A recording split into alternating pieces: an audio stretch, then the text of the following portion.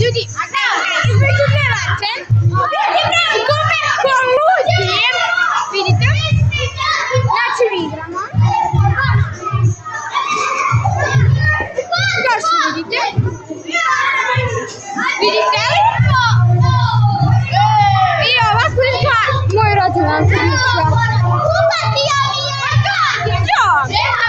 Radija Isma, Petar Isma, moj ogroman suparnik je Isma. Đurđa i dalje na nogama, nažalost.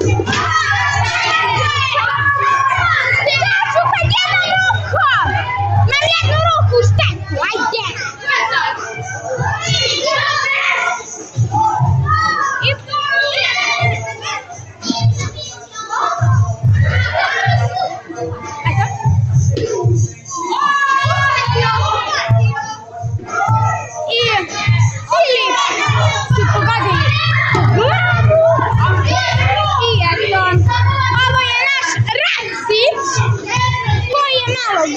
Dobro, ali Đurđa